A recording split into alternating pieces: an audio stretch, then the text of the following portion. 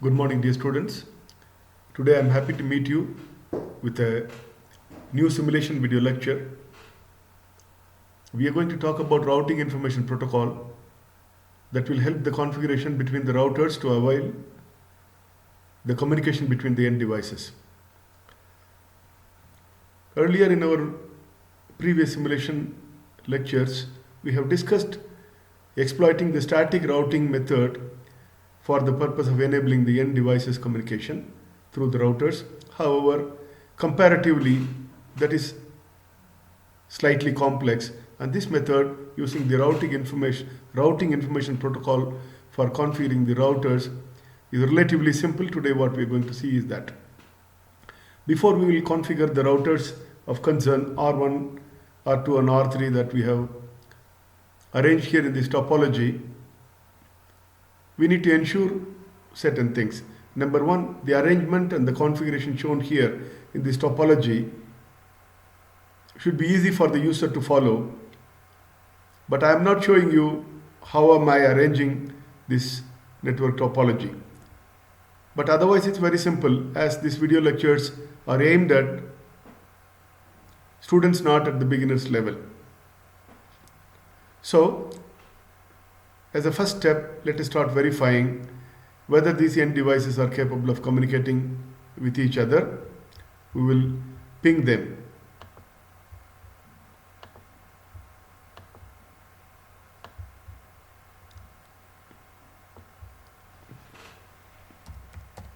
Ping 192.168.2.2. I am pinging this machine. Request timed out.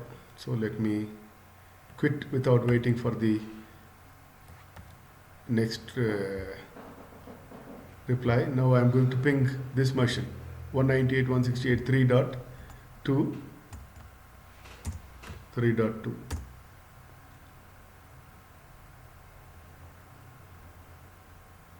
Request timed out. So the devices are unable to communicate. This is confirmed by us. Okay. So now let us go and configure the routers. Afterwards we'll once again check whether the devices are able to communicate with each other or not. I'm going to go to the command line interface and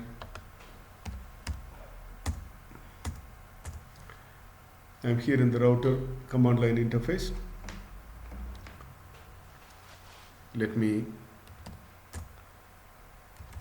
go to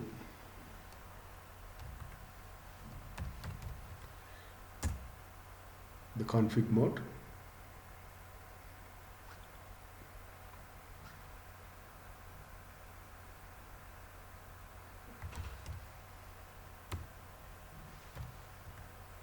Router RIP. That means this is the protocol that we are going to exploit, and we are going to say that these are the networks.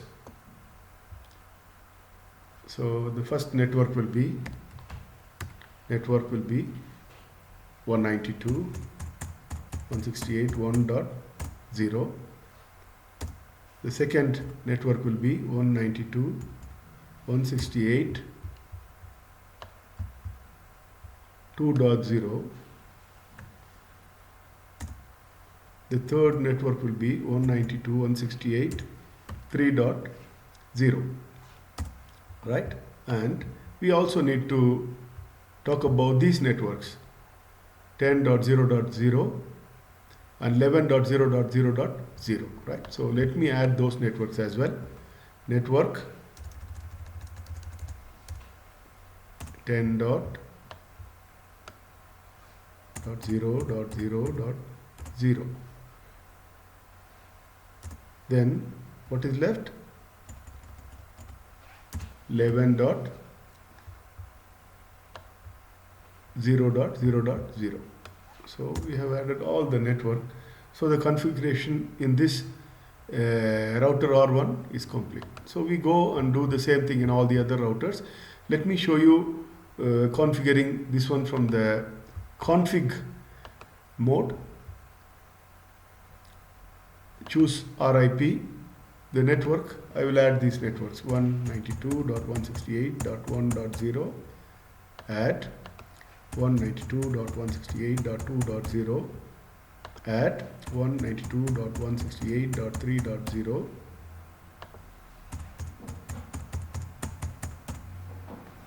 at 10.0.0.0, at 11.0.0.0, at. So we have added here from the configuration mode. Right. Now we will go here and follow the command line.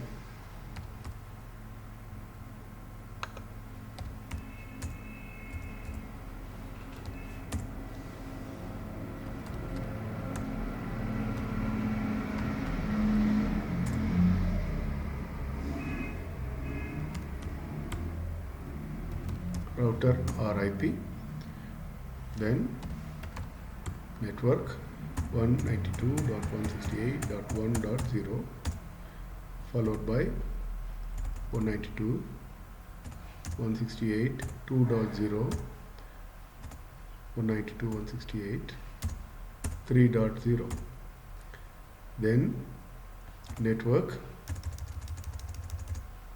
10.0.0.0, then network 11.0.0.0. So we finished the configuration. Let us go and check whether they are able to communicate with each other or not. So let us check whether they are able to communicate with each other after we have configured the routing information protocol as I showed earlier. So let us choose the packet from 192.168.1.2 to 192.168.2.2. It is successful. So let us choose another packet from 192.168.2.2 to 192.168.3.2.